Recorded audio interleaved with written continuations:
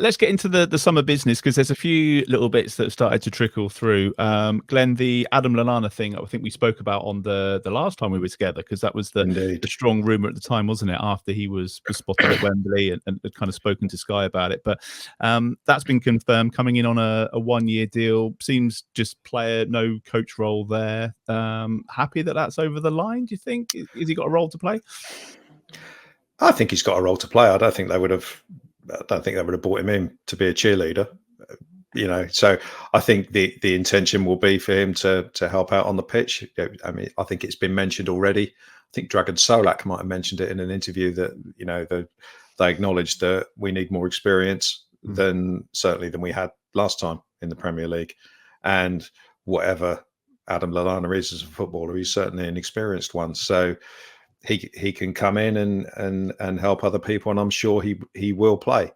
I can see him being the sort of player that comes on with half an hour to go, regardless of what depending on what the situation is. And I think he can only be a positive influence. I'm glad we've not gone silly and it is just 1 year, because at the end of the day he is 36, and the injuries take a lot longer to get over when you get them, and he is the sort of player that has always picked up knocks. So I mean, I don't see too much point in getting your knickers in a twist over it, to be honest, because it's one of those ones. It was a long time ago that he left, and and it wasn't done in the best way.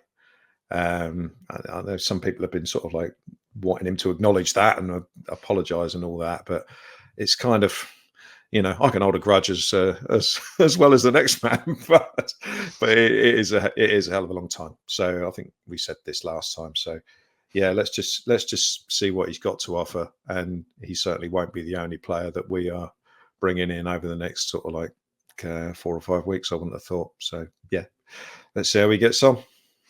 Need a few to go as well. Alfie, Roman Perot is the one that looks like that's going to happen next. Is it Real Betis? Is that deal? That was the rumour that was circulating. There seems to be some legs in that. Yeah, so that's true. That's going to be done imminently. It's going to be done soon. And I think the £3 million reported figure is about right as well. Which, when you think about the fact they paid sort of £9 million for him 3 years ago, it's not amazing. I imagine that Nice paid a slight loan fee to have him this season as well, but he didn't really play any games at Nice this season. He started twice in the entire year. He was mostly a substitute. So I think it's fair enough. For me, there has to be some real reason why he doesn't want to play for the club. Or I think Russell Martin said when he went on loan back in August that he's a really good player in a system that suits him, and he basically said that system isn't here at Southampton. So I think it's just a clean break, and it's totally fair enough. Bit of money back in, a bit of green on the deal sheets, and then move on. The only thing it does do is it opens up a conversation about, do they need to sign somebody there? And obviously we don't want to get into that again, because we've spoken about it before, but probably, yes, as Glen is nodding, they're very limited there, even with Juan Larios coming back. So I guess it'll be interesting to see. But I think Glen's right when he says about players coming in, and obviously Adam Lallana's not going to be the only one. But we have seen that a couple of links have been sort of former players or experienced players, and I think they're right to bring in experience. But and we are only 4 days into the window as well, so I don't think people need to panic about the fact that we've not signed Jack Clark from Sunderland yet, for example. I think they'll still be working on things like that. But yeah, I don't mind getting Adam Lallana in the door early, and I suppose just adding a body in somewhere that's pretty light. Can you just confirm, while we're on the matter, something like Danny Ings, James Ward-Prowse, these kind of things, Ricky Lambert, everything else that the Daily Mail have been coming up with today? That's probably, there's no truth in that. That's the one that just comes around every single transfer window, and just seems a bit lazy to me. Well, Ricky Lambert's coming back to Romsey next week, I think, with Adam Blackmore, if anyone wants to go and watch him. Alex Oxlade-Chamberlain was linked. We were told there's nothing in that. The Danny Ings one's interesting because it seems to keep coming up, and I did think that the reports today seemed like they were slightly stronger than usual. It wasn't just someone throwing it out on on the radio. It was a real article saying that Saints had inquired about him, but we've asked the questions to the people we can, and the messages that we get back are that there's nothing in it. So we have to trust that. They're reliable people. I guess we'll wait and see. But yeah, I mean, it seems every 6 months now that Danny Ings is linked. So I guess I shouldn't be too surprised it's happening again. But it does make me wonder about where these things come from, and who starts the fire, I suppose. Well, he's looking for a new club, I guess, and until he retires, we're going to continue to be linked, but probably still after that as well, to be fair. Steve, obviously, we touched on Roman Perot there going out. There's a few more that you think would need to go out as well before perhaps we can start spending and getting some in, just in terms of getting people off the wage bill. Yeah, I mean, you think the likes of Lianco, obviously that deal was done, and then he's decided actually he doesn't fancy another year in the desert, which is fair enough. But I kind of struggle to see a place for him in our team next season, really. Bella-Kotchap's the interesting one, I think, because I think in those early games, I think we all saw the capability that he's got. Yeah. And having finally had that operation on his shoulder, maybe from a physical standpoint, he's more capable and willing to kind of go the distance with us. We'll see on that one. Well, he's the fourth centre back they need, and they don't have to pay for him. So I think it would be a wise one to try and talk to him, and whether they've had this conversation or not, I don't know. But just try and talk to him and say, look, mate, we need you. You've got a chance to play in the Premier League again, and maybe it will go better this time. So I agree with you, Steve, on that one. Yeah, I think that would make sense because we can then divert what little money we've got available to spend. I mean, nobody really knows what the figure is, but I can't imagine it's a massive amount of money that we're going to be able to spend this summer. Yeah. You can then divert that into sort of more important areas. I mean, the Flynn Downs role, as I mentioned last time out, if it's Downs, great, get it done early. If it's not going to be him or it's going to drag on for ages, then move on, find someone else. But that's got to be sorted early. Probably a goalkeeper, I imagine. A left back, another centre forward. I mean, you could make a case probably for buying players in pretty much every position, even the ones where we do actually have strength. So obviously, right back we've got Walker Peters. I mean, we mentioned the possibility of actually using him as a fundraiser. With only a year left on his contract. I mean, I don't know whether there's been talks to extend it or whether there'd be any interest in him doing so. But if we can't extend it, then take what we can get now. I would imagine. Yeah.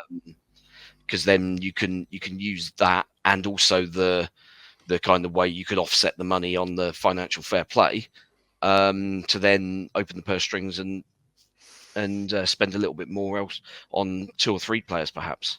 We've got a few players, Glen, haven't we, that are coming into the final years of their contracts. Steve mentioned Carl Walker-Peters. We've got Adam Armstrong, Jack Stevens, Jan Bednarek, who's obviously away at the moment. But I think Russell Martin was saying that it was a shame that we got into that situation where you've got some really good players that are just seeing out their contracts. So you would think there might be a bit of movement around that one way or the other.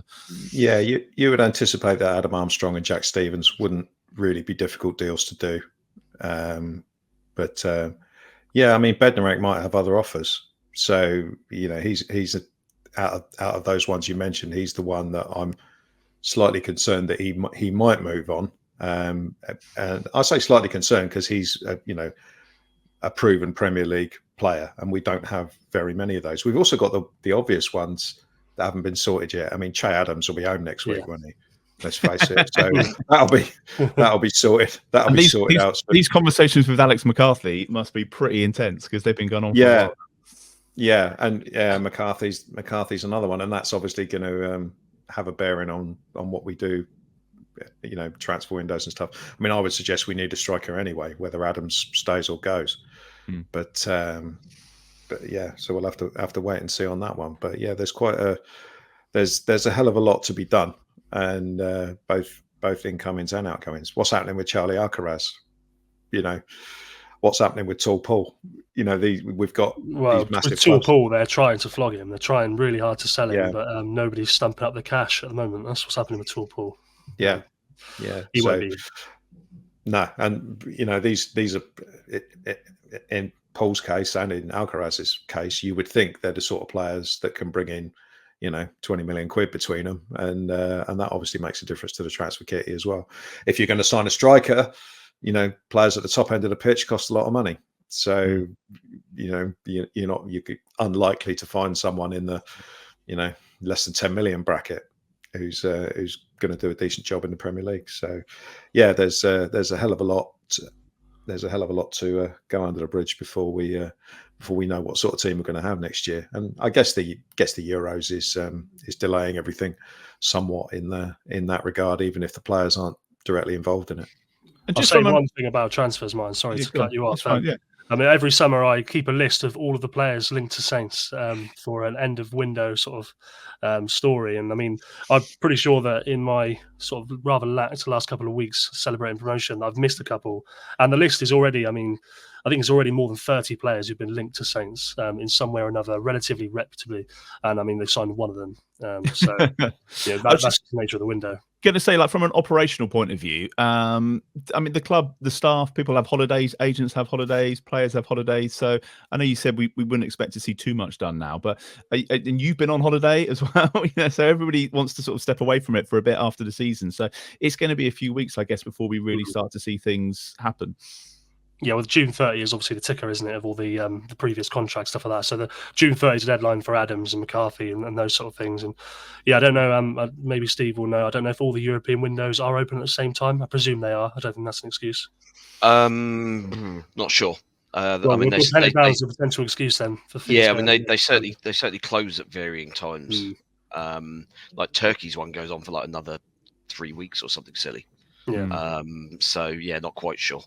No, I think you're absolutely spot on. I mean, they're not coming back in for pre-season for another 2 or 3 weeks. So things really are at a very early stage. The window opened 4 days ago. We just have this culture now of transfers, everything all the time. So everyone has this idea that it's all going to be done quickly. But yeah, I think a few of them are going to drag on for quite a while. And it all starts to just look a little bit more real when the fixtures are out. Of course, that's the other thing. That's why we're getting excited about it.